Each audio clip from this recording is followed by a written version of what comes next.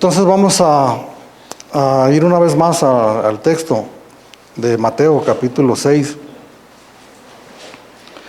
Enrique leía del 25 al 34, ya lo leyó todo él. Yo quisiera que leyéramos nada más a partir del verso 31 al 34. No os afanéis pues diciendo, ¿qué comeremos o qué beberemos o qué vestiremos? Porque los gentiles buscan todas estas cosas, pero vuestro Padre Celestial sabe que tenéis necesidad de todas estas cosas.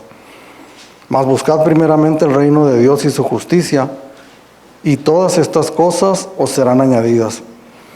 Así que no os afanéis por el día de mañana, porque el día de mañana trae su afán.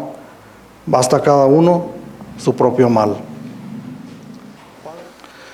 Uno de los propósitos de Dios para todos nosotros, sin duda podemos decir, es que nosotros seamos cristianos, creyentes fructíferos, que demos fruto en abundancia. De hecho dice Juan capítulo 15, versículo 16, os he puesto para que vayáis y llevéis fruto y vuestro fruto permanezca. Mientras meditaba en esta palabra, mientras estábamos adorando al Señor y meditando en este deseo de parte de Dios para nosotros, meditaba cómo podemos nosotros entender ese deseo de Dios para nosotros como sus hijos.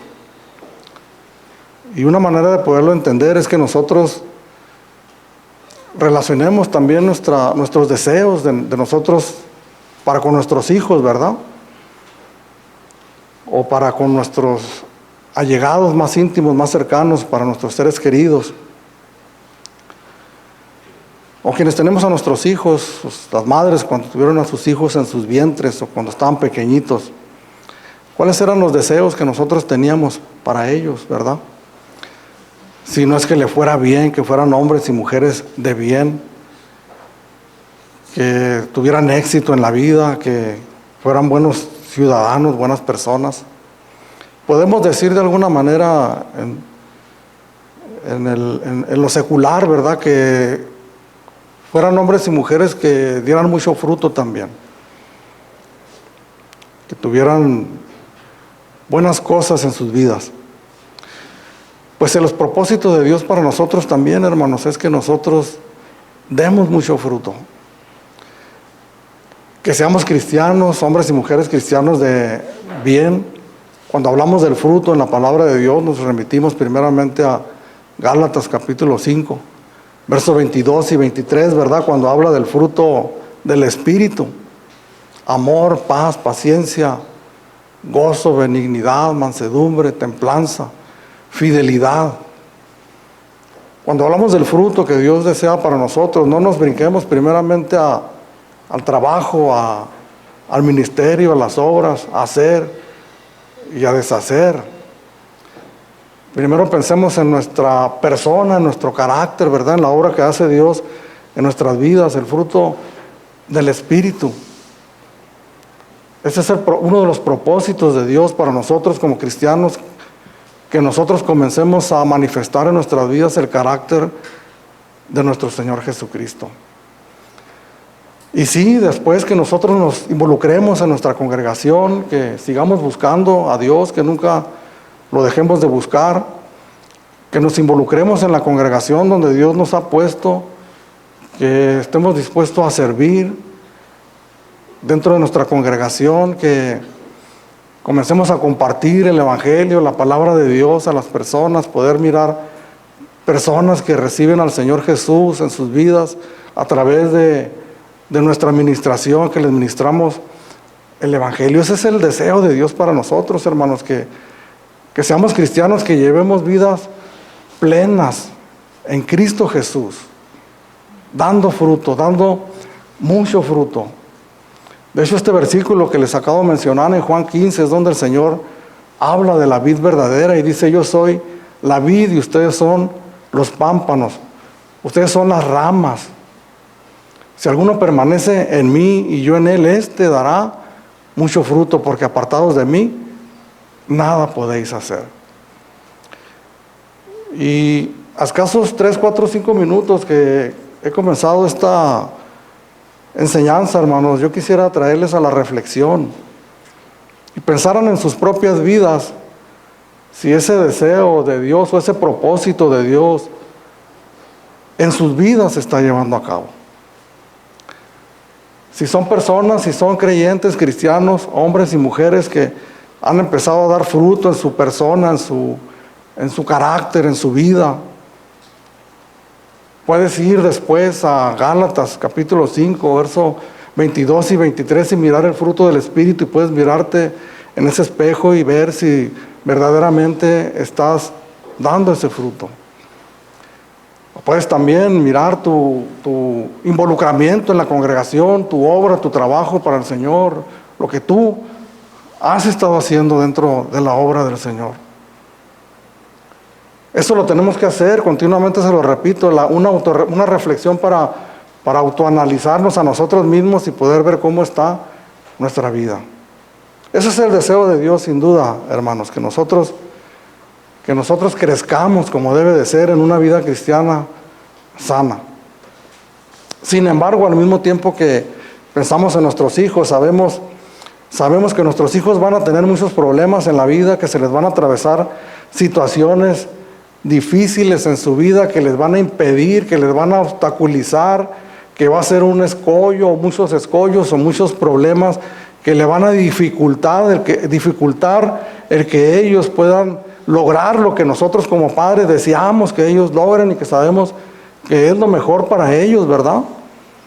Nosotros como cristianos, como hijos de Dios, Dios tiene ese propósito para nosotros, pero en ese camino nosotros vamos a tener obstáculos para que eso se logre.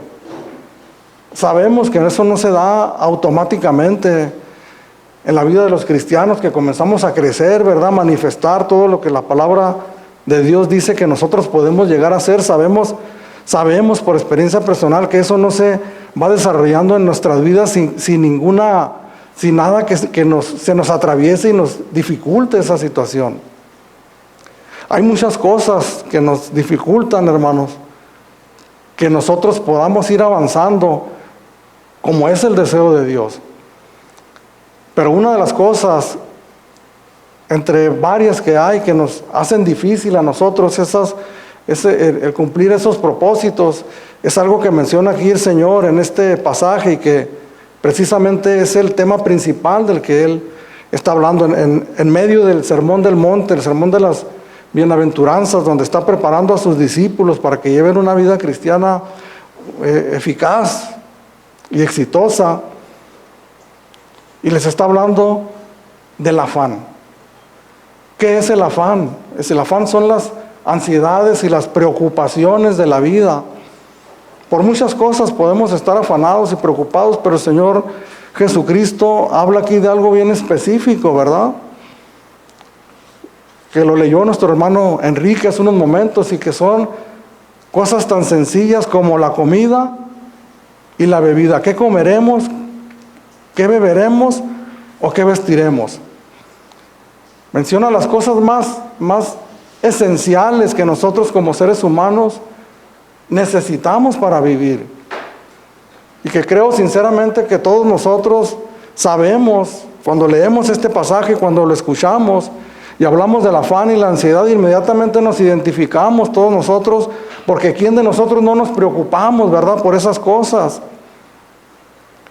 Ya cuando tenemos familia que dependen de nosotros, ahora nos preocupamos ahora por ellos. ¿Qué van a comer ellos? ¿Qué van a vestir? ¿O qué van a beber? Nuestros hijos, entramos en una preocupación o en un afán por estas cosas. Sin embargo, el Señor Jesús da una palabra aquí muy tajante y muy definitiva. Dice el Señor: no os afanéis. Y esta frase la podemos mirar como lo que es, como una orden del Señor. No es un consejo, hermanos, es una palabra Una frase imperativa, ¿verdad? No es un consejo, no es una recomendación. Es la palabra del Señor Jesucristo diciéndole a sus discípulos: por esas cosas no se afanen, no se preocupen, no entren en ansiedad. También tenemos nosotros que mirar, obviamente, que hay una sana preocupación, ¿verdad? De otra manera caeríamos en la irresponsabilidad, ¿no? Que fuéramos esposos o padres irresponsables, que no nos preocupemos por el bienestar de nuestras familias, de nuestros hijos. Obviamente debe haber una sana preocupación. Debemos preocuparnos por proveer el alimento para nosotros mismos y para los demás. Eso, obviamente, si la palabra está balanceada, y podemos mirar muchos textos donde la palabra de Dios nos llama a nosotros a ser responsables, a ser buenos trabajadores, a ser proveedores de nuestras casas, ¿verdad? Pero lo que el Señor está hablando aquí es de no entrar en una preocupación excesiva por aquellas cosas elementales de la vida diaria.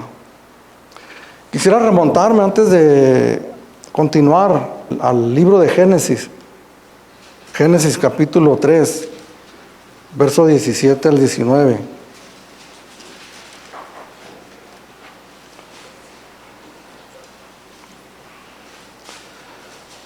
Sabemos que Adán y Eva fallaron, pecaron delante de Dios, y Dios decretó ahí mismo maldición para la serpiente, para la mujer y para Adán.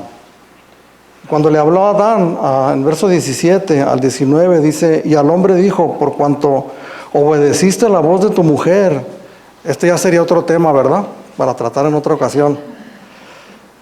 Y al hombre dijo: por cuanto obedeciste a la voz de tu mujer y comiste del árbol que te mandé diciendo: no comerás de él, maldita será la tierra por tu causa, con dolor comerás de ella todos los días de tu vida, espinos y cardos te producirá, y comerás plantas del campo. Verso 19, con el sudor de tu rostro comerás el pan, hasta que vuelvas a la tierra, porque de ella fuiste tomado, pues polvo eres, y al polvo volverás. Esto quiere decir, hermanos, que de ahí en adelante Adán te tuvo que proveer sus necesidades básicas con mucha dificultad. Y que hasta el día de hoy lo miramos, ¿verdad? Diferentes circunstancias en la vida que nos hacen difícil a nosotros el poder allegarnos del pan diario, ¿verdad? Habla de una maldición a la tierra, espinos y cardos te producirá. No iba a ser tan fácil plantar la tierra como en un principio, en donde todo era perfecto, todo se daba de una manera perfecta. De hecho, no era así desde un principio. Si volteamos la página hacia atrás, en el capítulo 2, en el verso 8, antes de la caída, dice: y Jehová Dios plantó un huerto en el Edén, en el oriente, y puso allí al hombre que había formado. Y Jehová Dios hizo nacer de la tierra todo árbol delicioso a la vista, bueno para comer, también el árbol de la vida en medio del huerto, y el árbol de la ciencia del bien y del mal. Y salía del Edén un río para regar el huerto, y allí se repartía en 4 brazos. En el verso 15 dice: y tomó pues Jehová Dios al hombre y lo puso en el huerto del Edén para que lo labrara y lo guardase. Esto nos dice que Adán, hermanos, labraba la tierra, trabajaba, la cuidaba, pero no tenía ningún problema. Lo hacía con paz. Realmente yo meditaba en este pasaje y creo yo, hermanos, que no nos podemos imaginar cómo sería aquello, ¿verdad? Sin preocupaciones, sin cansancio, sin afán. Todos nosotros nos levantamos por la mañana queriendo quedarnos ese día, ¿verdad?, y no salir a trabajar. Es difícil para nosotros en este tiempo, pero para Adán no lo era. Sin embargo, por causa de la caída, el Señor le da esta maldición.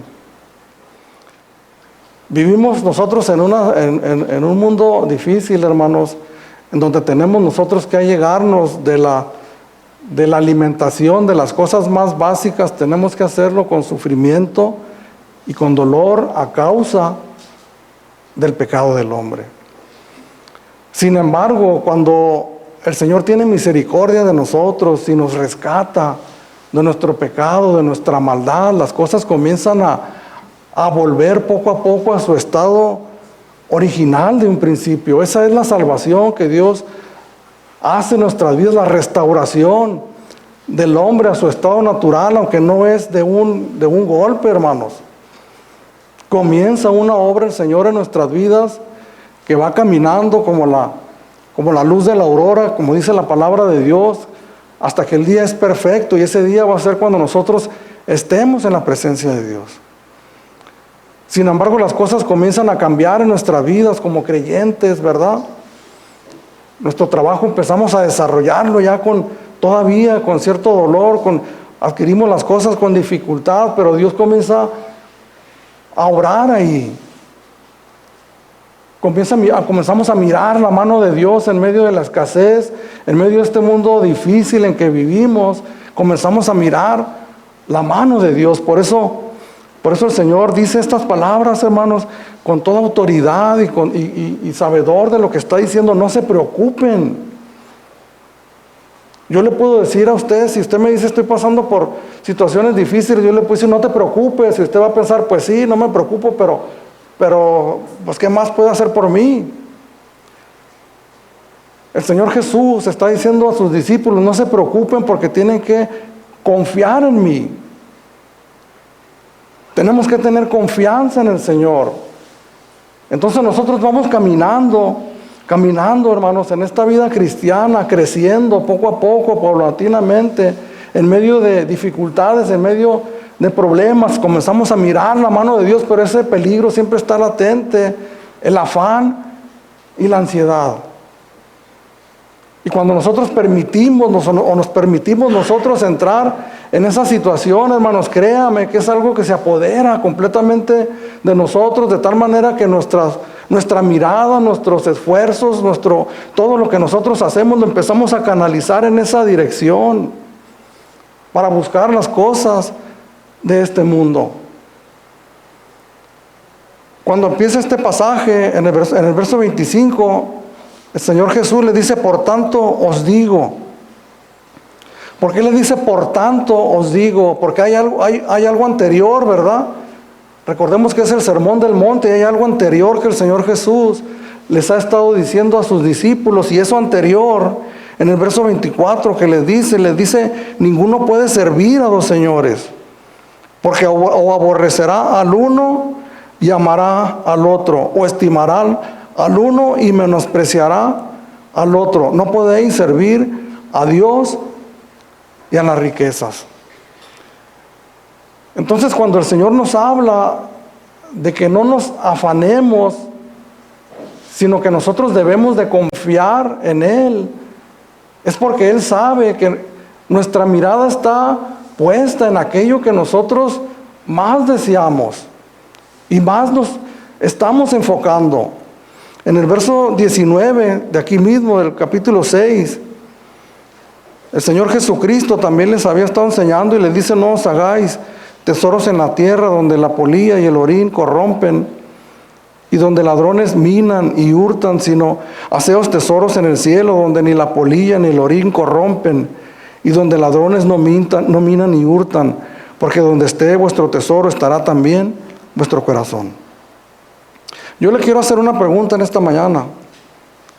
Quisiera que me hicieran saber cuántos de ustedes no habían escuchado estas palabras, tanto el discurso del afán y de la ansiedad como esto que acabo de leer. ¿Cuántos no lo habían escuchado?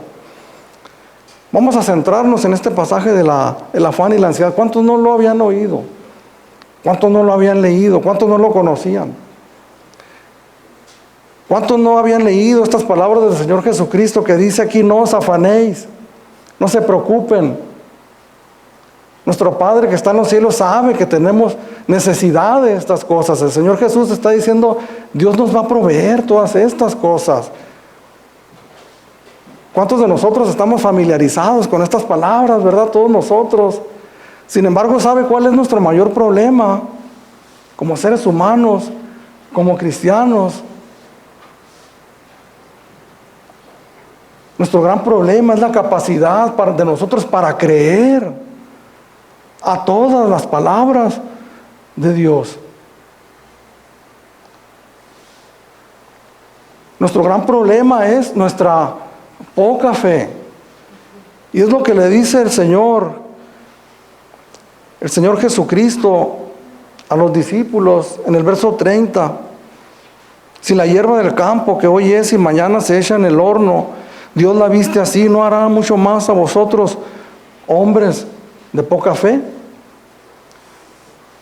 No es la primera vez, hermanos. No es la primera vez que el Señor Jesucristo le dice estas palabras, hombres de poca fe, a sus discípulos. Varias veces aquí en el Evangelio de Mateo y en otros evangelios les dice estas palabras. Y obviamente no es un insulto, ¿verdad? No es una falta de respeto a sus discípulos, no les está insultando, les está diciendo una realidad en sus vidas, su dificultad para creer a todas las palabras de Dios. Recordamos a aquel hombre, hermanos, que tenía a su hijo en una condición difícil. Los discípulos del Señor no podían hacer nada por él. Llegó el Señor Jesucristo y lo primero que le dice a aquel hombre, le pregunta, ¿puedes creer? Porque para Dios no hay nada imposible. Para el que cree todo le es posible. Obviamente aquel hombre, al mirar a su hijo en una condición tan difícil, me lo imagino yo mirando a su hijo diciendo, creo, Señor, pero ayuda a mi incredulidad. Como diciendo, sí, te creo a tus palabras, Señor, pero de repente la duda me embarga. La duda se apodera de mí. Y ese es nuestro gran problema, no solamente en este pasaje, sino en cualquier tema que nosotros tratemos de la Escritura. Hermanos, nuestro principal problema es nuestra poca fe, nuestra poca capacidad para creerle al Señor. Y valga la redundancia, créanme, hermanos, que se lo estoy diciendo por experiencia. Después de un largo peregrinar en años atrás a través de un afán terrible que me llevó por años en un enfriamiento y en un alejamiento terrible de Dios, que aquello se apoderó completamente de mi vida y que mi mente estaba fija en aquellas cosas. De repente quería reaccionar y decir, no, esto no está bien, tengo que buscar a Dios, pero aquello se había apoderado de mí. Porque no había creído yo las palabras de Dios, hermanos, porque aquello tuvo un inicio en mi vida. En donde Dios me ponía estas palabras y decía, confía en mí. Dedícate a servirme, dedícate a buscar mi presencia, a la obra de Dios, y yo me voy a hacer cargo de tus necesidades. Sin embargo, nuestra incredulidad, tomamos nosotros caminos diferentes, y lo que nosotros hacemos literalmente, hermanos, es decidir no creerle al Señor. Comenzamos a tomar malas decisiones, comenzamos a hacer cosas que no están bien, desobedecer a Dios en su palabra, y eso nos va llevando por situaciones, por caminos diferentes a los que Dios quiere llevarnos. Terminamos a veces lejos del Señor, sin aquel propósito que Dios tiene para nosotros, hermanos, hermoso, maravilloso, de que seamos cristianos en vidas plenas, exitosas en el buen sentido de la palabra, espiritualmente hablando. Hombres y mujeres fructíferos, dedicados a la búsqueda del Señor, a mejorar sus vidas espirituales, a parecerse más al Señor, al servicio, a servirnos unos a otros, ¿verdad? Administrar la palabra del Señor, a ser evangelistas, a ser maestros, a hacer lo que sea en el reino de Dios.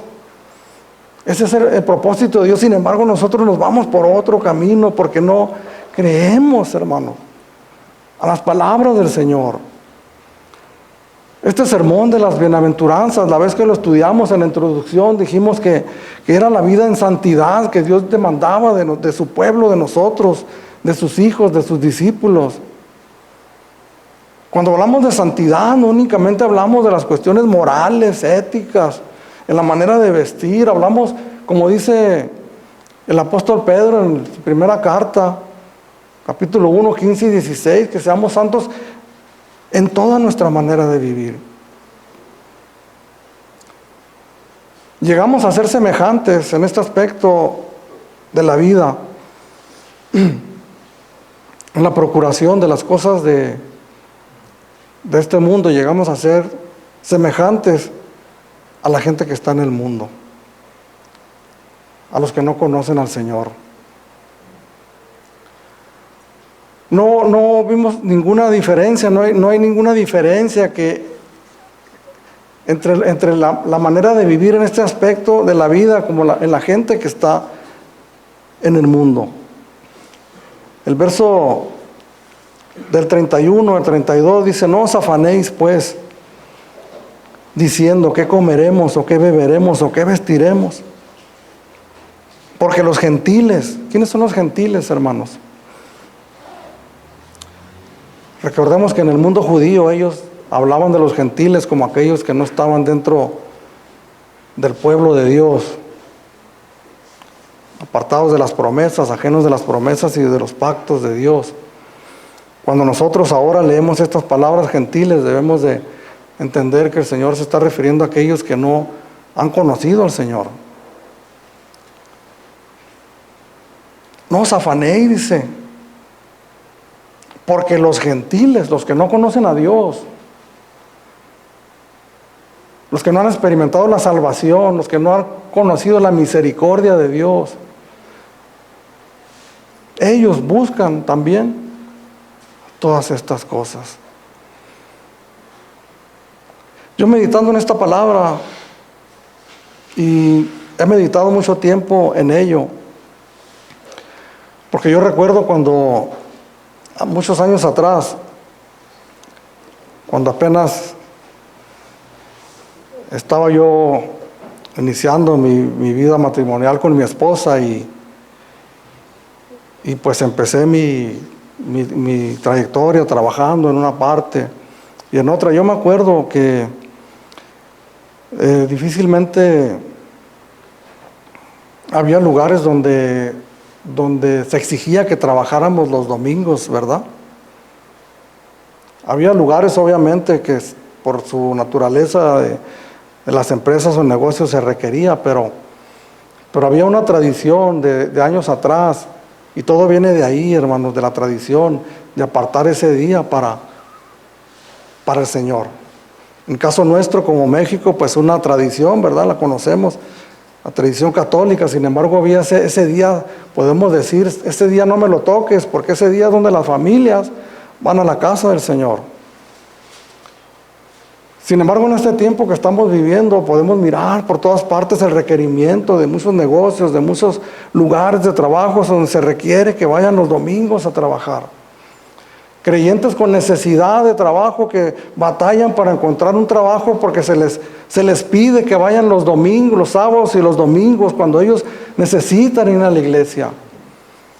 Entonces comienzan a ser retados, hermanos, comienzan a ser confrontados con esa realidad que vivimos en este mundo. Sin embargo, tenemos que escuchar, ser sensibles a la voz de Dios que nos dice: no te preocupes, no os afanéis. Yo me pregunto a veces, hermanos, vivimos en un mundo anticristiano, un mundo que dice creer en Dios muchos, pero con sus hechos lo niegan y no dan ninguna importancia a las cosas que ahorita más adelante vamos a hablar de eso, que nosotros como cristianos tenemos que practicar o hacer en nuestra devoción, en nuestra relación con Dios. Me acuerdo cuando no tenemos perritos ahora, pero teníamos unos perritos, y me acuerdo que allá donde vivimos, donde está la casa de todos ustedes, continuamente organizaban vacunas antirrábicas y de otro tipo los domingos a las 10 de la mañana. Y sé que estas personas no piensan o no saben que habemos muchas familias que vamos a la iglesia, ¿no? Recuerdo cuando jugaba fútbol, que estaba más joven, los jueves, ¿cuándo creen que eran? Los domingos. Estaba escuchando un sermón de Spurgeon, antes escribían los sermones, y estaba hablando él en Inglaterra. Estaba mencionando que había un grupo de un sindicato, de unas personas que se estaban levantando en contra del Día del Señor. Decía él, están yendo al parlamento para que quiten, porque estaba establecido en la ley que el domingo era Día del Señor. Sin embargo, este tiempo que vivimos, hermanos, se nos está dificultando más a nosotros el poder acceder a trabajos donde podemos nosotros recibir un salario justo para solventar nuestras necesidades. Sin embargo, nosotros no somos iguales a la gente de este mundo. Los gentiles buscan todas esas cosas, hermanos, a quienes claudicamos a veces y cedemos porque decimos, tengo necesidad. Y decidimos no escuchar o no oír la voz del Señor diciéndonos que no nos preocupemos. Con esa misma autoridad, hermanos, que el Señor Jesús dice que no nos preocupemos, nos dice también otro mandamiento completamente opuesto y contrario a este, ¿verdad? Lo negativo y ahora lo positivo. Más bien buscad el reino de Dios y su justicia. ¿Qué es lo que nosotros tenemos que hacer como hijos de Dios, como cristianos? Decía en un principio, nuestro crecimiento como hijos de Dios, como cristianos, el fruto de nuestras vidas personales, el carácter de Jesucristo en nuestras vidas, la capacitación para poder servir de manera eficaz en la iglesia y a otras personas, no se da de manera automática. Estaba leyendo junto a mi esposa el libro número 3, el capítulo número 1, Descubriendo, donde dice que somos la sal de la tierra y la luz del mundo, ¿verdad? Como una de las partes que nos habla para ser eficaces, nos dice que nos tenemos que preparar bien para poder presentar de una manera clara el Evangelio. Y eso no se da de manera natural, hermanos. El carácter de nuestro Señor Jesucristo nosotros lo tenemos que buscar, nos tenemos que enfocar, tiene que haber una búsqueda diligente de Dios, de su presencia y de su reino. Los afanes definitivamente nos impiden a nosotros llevar vidas fructíferas. En ese autoexamen de nosotros mismos, hermanos, tal vez algunos estén en un proceso de aprendizaje, ¿no? En donde obviamente tiene que haber una preparación para poder servir al Señor, hay un proceso, ¿no? Pero hay una palabra que usa el autor del libro de los Hebreos, no recuerdo el texto exactamente, pero dice el escritor ahí que debiendo nosotros ser maestros, escribe a los destinatarios, debiendo ser maestros por el tiempo transcurridos, todavía tenéis necesidad de leche espiritual. Este tipo de exámenes son duros, hermanos, porque yo los apliqué a mi vida en un tiempo, son difíciles de digerir, pero son muy necesarios el poder mirar cómo está mi vida en cuanto a mi involucramiento en el reino de Dios, en las cosas de Dios. Estoy sirviendo, estoy ministrando, estoy compartiendo el Evangelio, estoy yendo a orar por otras personas, estoy yendo a ministrarles la palabra, a dar ánimo, a dar aliento a otros, estoy dando fruto. Mi vida está cambiando, mi carácter no es el mismo, me lo dicen quienes me rodean. Me miro en el espejo y ciertamente miro que estoy lejos, pero reconozco también, volteo para atrás y miro que no soy la misma persona. Pero el afán, hermano, nos impide completamente, eso nos estorba, nos mantiene en una condición, hermanos, perdónenme la expresión, triste.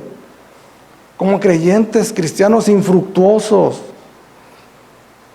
que no estamos dando fruto, que no estamos cumpliendo, hermanos, con las expectativas de Dios, de algo grande que nos dio el potencial, su Santo Espíritu, y nos dio todo lo necesario para que nosotros nos desarrollemos como creyentes, como hijos de Dios. En Marcos capítulo 4,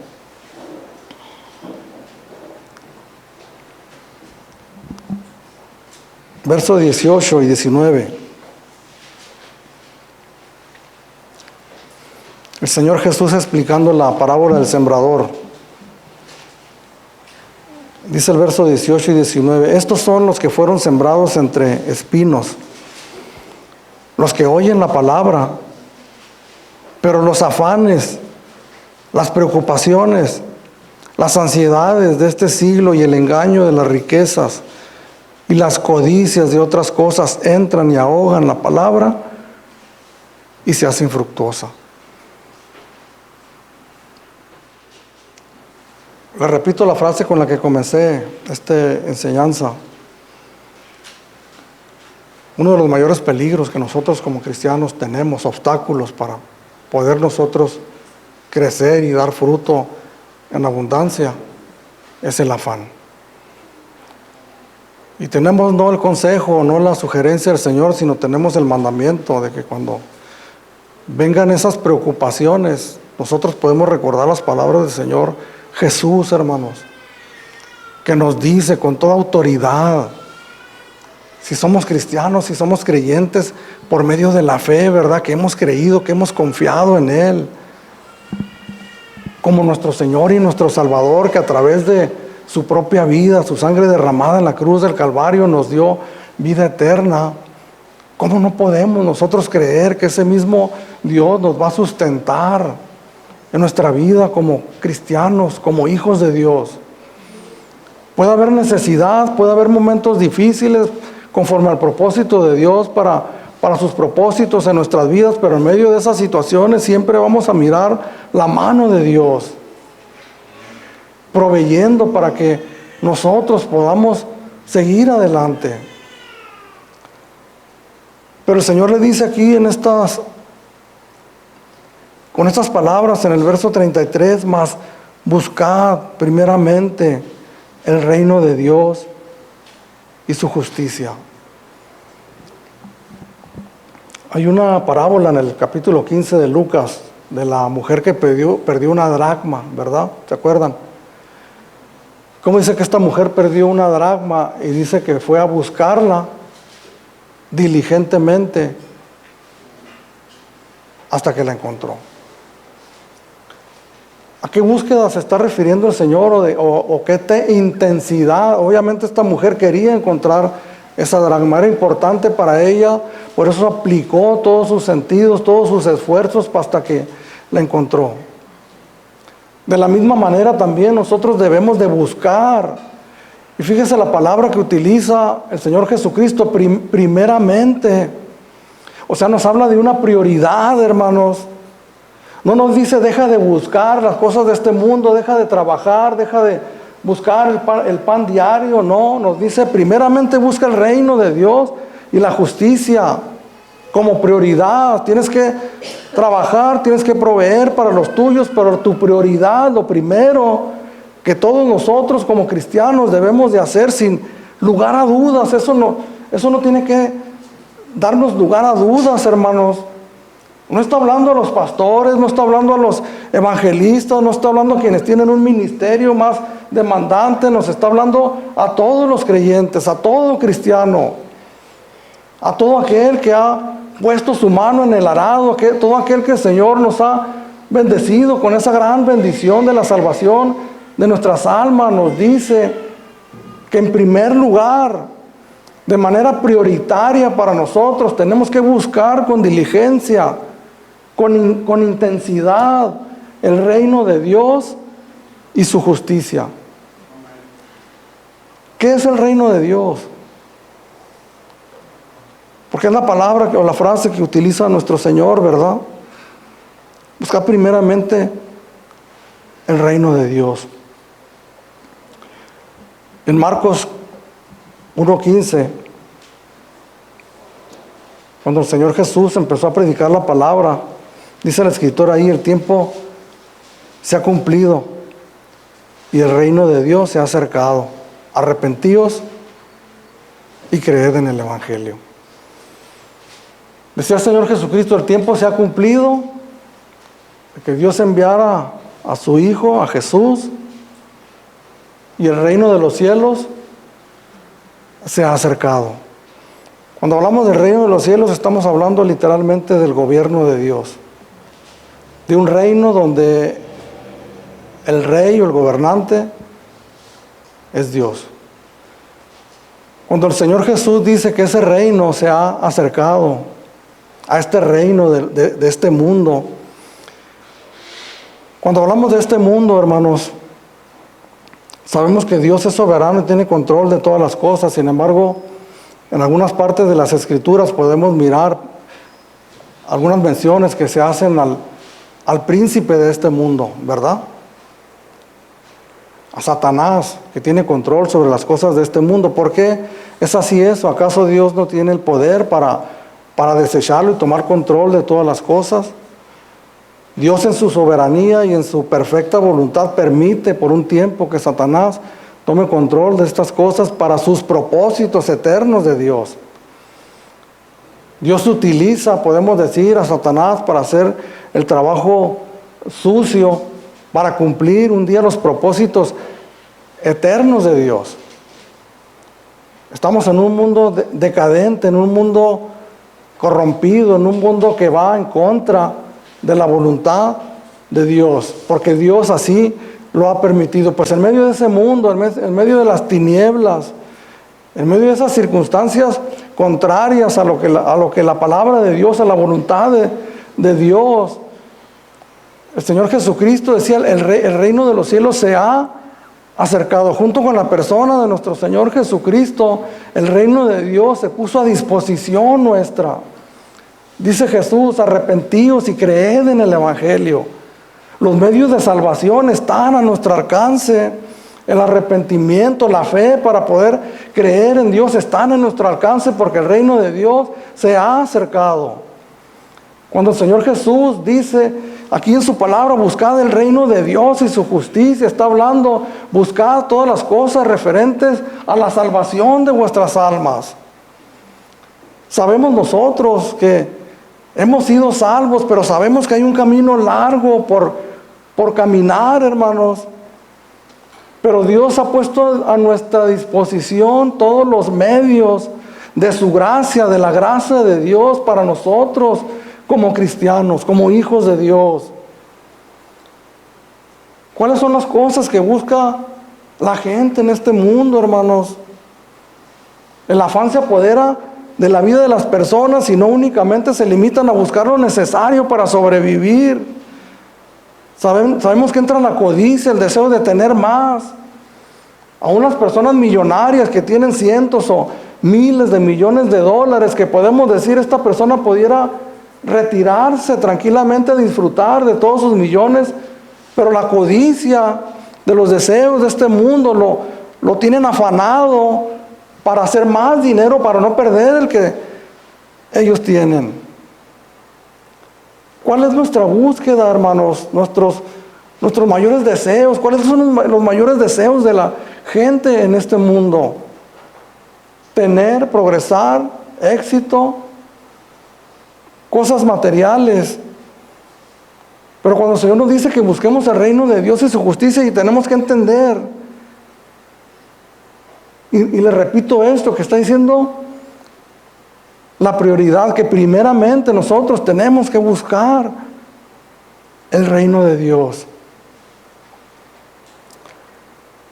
¿Cuáles son las cosas que nosotros podemos asociarlas con el reino de Dios? Los medios de gracia que Dios nos ha dado a nosotros para que podamos nosotros dar fruto, ¿verdad? En nuestra vida como creyentes, en nuestro carácter, en nuestra persona, y podamos nosotros ejercer algún ministerio, algún servicio y poder dar mucho fruto. Los medios de gracia que Dios nos ha dado, hermanos, es la meditación de su palabra, el estudio y la lectura de su palabra. Este libro, hermanos, este libro yo lo puedo tocar, se puede escuchar su ruido, lo podemos ver, pero no se refiere a las letras escritas con tinta aquí, hermanos. Se refiere a la palabra viva de Dios que está revelada así en este libro y que todos nosotros necesitamos para poder subsistir como cristianos. Primera de Pedro, capítulo 2, versículo 2, desead como niños recién nacidos la leche espiritual, no adulterada, para que por ella crezcáis para salvación.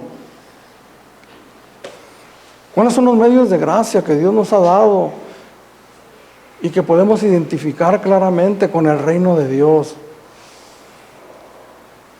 En este mismo capítulo 6, nos habla de Jesús y la oración.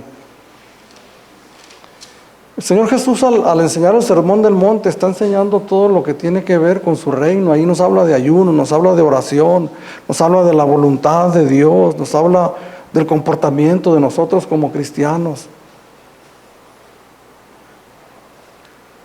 Relacionamos sin duda alguna la oración con el reino de Dios, nuestra oración personal hacia Dios. Relacionamos el reino de Dios con la oración, como iglesia corporativa, como algo que pertenece al reino de Dios. Por cierto, hermanos, el día viernes habíamos muy poquitos aquí en la oración. Comenzamos este tiempo de oración cuando comenzamos a orar otra vez, casi la iglesia, la mayoría de la iglesia, y hemos ido menguando poco a poco. Todo tiene que ver con esto, hermanos, las prioridades que nosotros tenemos. La lectura de la palabra de Dios, la oración personal, la oración corporativa, la congregación, nuestro servicio a Dios, la evangelización, todo lo que nosotros relacionamos con Dios verdaderamente es una búsqueda intensa de nuestra parte, hermanos. ¿Cuánto tiempo dedicamos nosotros? Fíjese, volvemos a caer casi siempre en lo mismo, repetitivamente, ¿no? Pero cuando el Señor nos está hablando que busquemos el reino de Dios y su justicia, ¿qué se imaginan ustedes que nos está diciendo el Señor? No nos está hablando de experiencias místicas, que nos retiremos a un monte y que pongamos nuestra mente en blanco sin hacer ningún esfuerzo. No, nos dice que nos apliquemos física, mental, emocionalmente en esa búsqueda de Dios. El afán, hermanos, el afán implica esfuerzo físico en gran manera. Somos capaces de trabajar 20, 22 horas al día. Llegar a ese esfuerzo por una motivación que nosotros tenemos de querer más.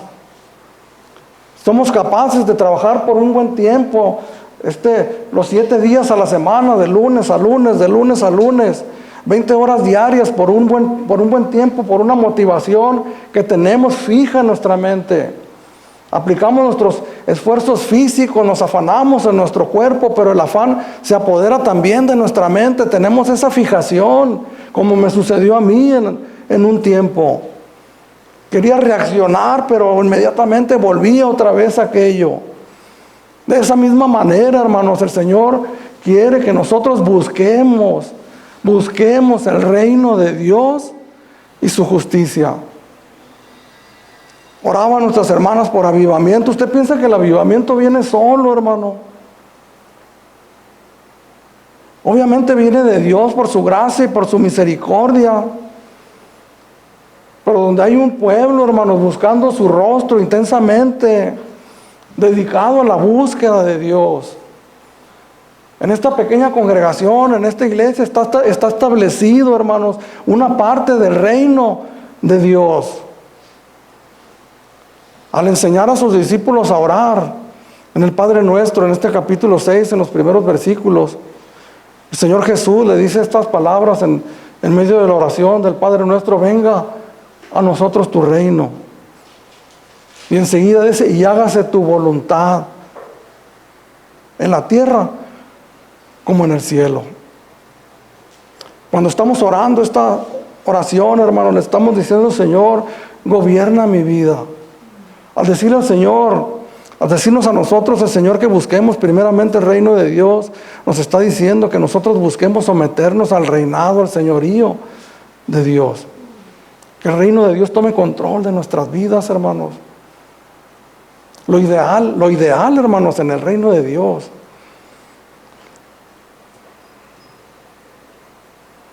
Lo natural, podemos decir, que se espera, donde el Señor ha puesto su bandera, ha puesto sus pisadas, y ha conquistado esos corazones reunidos en un lugar. Lo ideal, hermanos, es que haya un grupo de personas buscando al Señor con intensidad. En donde quiera que haya una señal del reino de Dios, una bandera enterrada, hay oración, hay estudio de la palabra, hay búsqueda de Dios. Dios me ha mandado a mí, porque son mandamientos que yo tengo que buscar el reino de Dios. El gran problema, les repito, es nuestra falta de fe, nuestra incredulidad. A veces que me siento insatisfecho, hermanos, con mi propia vida en todos los aspectos, en el carácter que Dios está obrando en mi vida. Me siento insatisfecho con mi servicio, con la calidad de mi servicio, si le podemos llamarlo así, con la eficacia. Siempre voy con el Señor en el tiempo de la oración y le digo: Señor, me siento falto, me siento incapaz, me siento que no llego a la medida. No les quiero decir que oigo la voz de Dios audiblemente, pero irremediablemente, hermanos, sentir en mi corazón siempre deseo, pues busca más de Dios. Si algo que nunca podemos decir que es suficiente, y nunca podemos tener temor, yo no puedo tener temor nunca de decirle a la iglesia, temor de que les voy a cargar la mano, temor de que estoy siendo muy exigente, muy duro. Nunca puedo llegar a esa conclusión cuando yo, a través de la palabra, le diga a la iglesia y me diga a mí mismo: tenemos que buscar más de Dios. Nuestra entrega, hermanos, tiene que ser más eficaz, más entregada, más pasional. Yo mismo, hermanos, yo mismo he llegado a una reunión de oración sin ganas. Yo mismo he llegado a una reunión de estudio, habiéndome querido quedar en mi casa, porque somos humanos y estamos batallando con estas cuestiones. Si no fuera así, el Señor no lo hubiera escrito en su palabra. Porque sabe Dios que todavía hay un remanente carnal en nosotros, que todavía hay un hombre pecador al que tenemos, perdóname la expresión, que matar a espadazos de la palabra de Dios continuamente. Tenemos la experiencia que cuando escuchamos la verdad, hermanos, la carne sufre, la carne tiembla, la carne se quiere oponer, la carne quiere racionalizar, como lo hice yo. Sí, pues tú no tienes las necesidades que yo tengo. Solamente para poder experimentar en carne propia que Dios tenía razón. Tienes razón, Señor, que no te habías dado cuenta. Seres humanos somos así, hermanos. Tenemos que tropezarnos una y otra vez contra la dura pared, con nuestra dura necedad contra la dura pared de la incredulidad, para finalmente poder entender: Señor, siempre has tenido razón. Vamos a decir como aquel hombre: Señor, ayuda mi incredulidad. Creo, Señor, pero de repente dudo.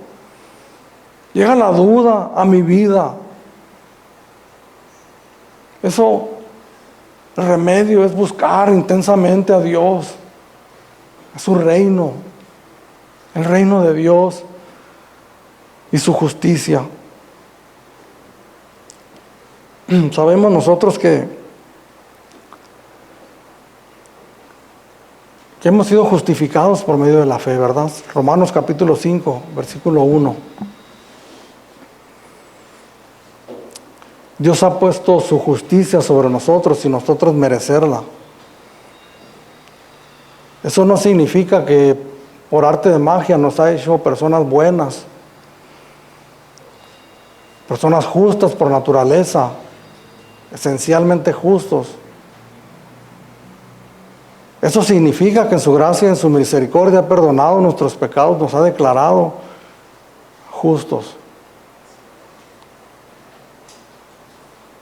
Pero significa también que nosotros en nuestro diario caminar tenemos que buscar la justicia, la rectitud y la santidad.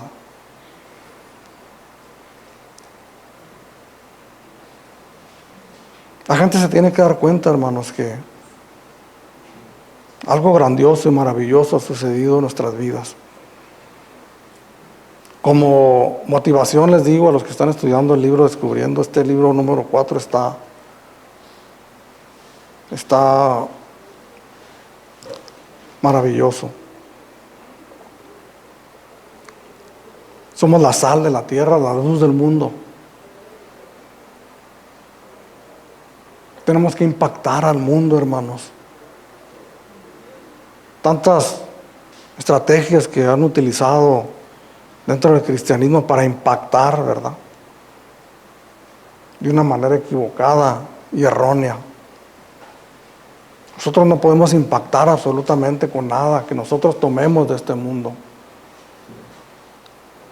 Todo lo que nosotros podamos impactar en este mundo para que la gente conozca a Jesús, conozca su evangelio, conozca la misericordia de Dios, que es a lo que nosotros fuimos llamados. Todo eso que nosotros necesitamos lo vamos a adquirir de Dios mismo, de su presencia. Tenemos que ir a donde Él, a sus pies, y buscar lo que nosotros necesitamos para poder ser eficaces, hermanos. Tengo familia que se está perdiendo, familia que se está muriendo, tengo familia, hermanos, en peligro de quedar en su mente privados para siempre. Tengo hijos, tengo nietos, tengo familia, hermanos. ¿Cuál es la motivación que nosotros necesitamos para poder atender a las palabras del Señor y poder confiar en Él? Cuando pasó ese asunto del error de diciembre,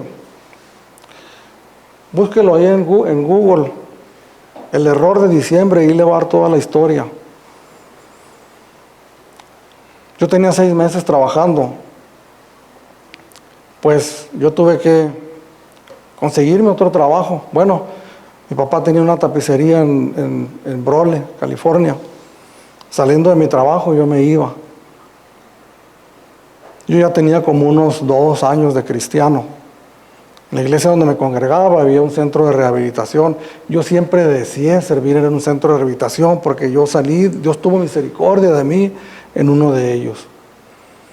A veces que yo llegaba con un picapcito que tenía lleno de provisión, me decían los hermanos, hermano, ¿cuándo viene a predicarnos? Yo no predicaba todavía, yo sentía que cuando me decían eso me temblaban las corvas, me temblaban las piernas, y yo le decía, pues algún día. Yo sabía que tenía que dedicarme a buscar más al Señor para poder crecer, para poder servir al Señor, pero al mismo tiempo tenía necesidades, tenía hijos pequeños, tenía una esposa, era el sostén humanamente hablando, era un servidor. Ese segundo trabajo me impedía a mí, hermanos, ese crecimiento. Yo recuerdo que sentía en mi corazón que el Señor trataba conmigo, en mi mente, en mi corazón. Deja, quédate con tu trabajo nada más y dedícate a servirme. Pero no le creía al Señor, hermanos. Me fui envolviendo en aquello, mi mente se fue fijando en las necesidades de este mundo y tomando decisiones para tratar de solventarlas por mi propia cuenta. Recuerdo, hermanos, que me fui de aquí de Mexicali después de haber pasado por varios trabajos también aquí en Mexicali. Me fui para Estados Unidos. Me acuerdo que me fui para Alaska. De Alaska me regresé al estado de Iowa con mi sobrina Rosita.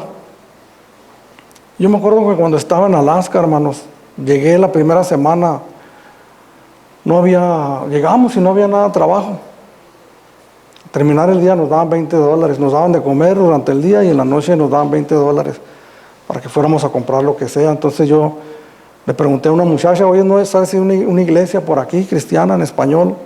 Ya me dijo, por aquí hay una. Yo por ese entonces, hermanos, mi corazón ya lo tenía quebrado, porque Dios me estaba abriendo los ojos y me estaba haciendo valorar lo que yo había despreciado mucho tiempo. Recuerdo que llegué a aquella iglesita, hermanos, yo creo que no era ni la mitad de esto. Estaba un pastor ahí michoacano desgañitándose, pegándole bien recio al púlpito. Volteaba a la pared y le pegaba. Porque miraba que no sé qué estaría pasando en su iglesia, ¿no? Pero yo me acuerdo que llegaba a esa iglesia, hermanos, fui como 2 o 3 veces en esa semana. Yo llegaba con mi corazón quebrantado, hermanos, humillado. Me arrodillaba en una silla y me ponía a llorar a lágrima viva, me acuerdo claramente, lejos, a miles de kilómetros de mi casa, de la congregación a donde yo iba. Me acuerdo que en cuanto pisaban mis rodillas en el suelo, empezaba a llorar a mares. Y percibía a los hermanos parados al lado de mí, atrás, platicando, cuchicheando, jijiji, jajaja. Es que es malo reírse, no. Pero yo percibía, hermanos, aquella indiferencia, percibía aquel conformismo, percibía aquel rutinario que se les había hecho. Yo me acuerdo que arrodillado en aquel lugar, yo decía, así estaba yo. Así había caído yo en mi conformismo, en mi vida cristiana como estas personas, pero ahí estaba quebrantado, hermanos, porque había decidido no confiar en el Señor. Eso para mí fue una gran lección, hermanos, que duró años de mi vida. Yo recuerdo cuando estaba allá, yo le dije al Señor, Señor, cuando yo llegue a Mexicali, te voy a servir con todo mi corazón. Voy a confiar en ti, voy a creer en tu palabra. Recuerdo que llegué a Mexicali y comencé inmediatamente a involucrarme, hermanos, a servir al Señor. No les digo qué bárbaro, qué tremendo predicador, pero me animé con las piernas temblando, con las corvas temblando, hermanos. Pero yo sentía que el Señor me llamaba y, Señor, heme aquí estoy. Unos minutos antes, hermanos, de pasar de esa silla para acá, me tiemblan las rodillas, me dan ganas de ir al baño. Espérenme tantito, ahorita vengo, voy a ir al baño. Pero he entendido que el reino de Dios se hace fuerte y los valientes lo arrebatan, hermanos. Hay que levantarnos. ¿Cómo está su búsqueda del Señor? ¿Cómo está su lectura diaria de la palabra de Dios? ¿Cómo están los deseos en su corazón de aprender, de saber más? Ahí hay un grupo, yo quiero estar ahí. La iglesia va a orar, yo quiero estar ahí. Porque es el reino de Dios, yo quiero buscar. No va a venir el Señor, hermanos, a aparecérsenos visiblemente para que nosotros corramos a Él. Aquí está el cuerpo de Dios, hermanos. El reino de Dios establecido en la tierra mientras 2 o 3 estemos reunidos en su nombre. Quiero terminar con un pasaje de la Biblia. Hebreos 12, verso 28. Bueno, leemos del 27 para poderlo entender un poquito más. Del 25, hermanos, discúlpeme, desde el 25. Mirad que no desechéis al que habla, porque si no escaparon aquellos que desecharon al que amonestaba en la tierra, mucho menos nosotros si desecháremos al que amonesta desde los cielos, la voz del cual conmovió entonces la tierra, pero ahora ha prometido diciendo aún una vez, y conmoveré no solamente la tierra, sino también el cielo. Y esta frase, aún una vez, indica la remoción de las cosas movibles como cosas hechas para que queden las inconmovibles. Así que recibiendo nosotros un reino inconmovible, tengamos gratitud y mediante ella sirvamos a Dios, agradándole con temor y reverencia, porque nuestro Dios es fuego consumidor. La remoción de las cosas movibles, todo lo que miramos en este mundo, hermanos. Las cosas más preciosas, más anheladas por nosotros, por nuestros ojos, lo más deseado un día va a ser removido. Por eso el escritor, nosotros hemos recibido un reino inconmovible que va a permanecer para siempre, para siempre. Lo que nosotros hemos recibido en nuestros corazones es algo grandioso, hermanos. Hemos recibido el reino de Dios en nuestros corazones, el gobierno de Dios en nuestras vidas y su justicia. Alguien que no nos va a arrebatar jamás, jamás. Pero sí que sí podemos nosotros, por nuestra negligencia, por nuestra desobediencia a Dios, podemos nosotros tenerlo en poco en nuestra vida diaria. ¿Cuál es la motivación que dice aquí el escritor de los Hebreos? Tengamos gratitud y mediante ella sirvamos a Dios, agradándole con temor y reverencia. El propósito de Dios para nosotros, sin duda, y el deseo de Él es que seamos cristianos que llevemos mucho fruto. Que seamos, como dice el salmista en el Salmo número 1, árboles que demos su fruto a su tiempo. Que siempre tengamos algo para dar. En medio de tanta necesidad que hay en este mundo, hermanos. Personas que literalmente se están ahogando en sus propios pecados, en sus propias necesidades.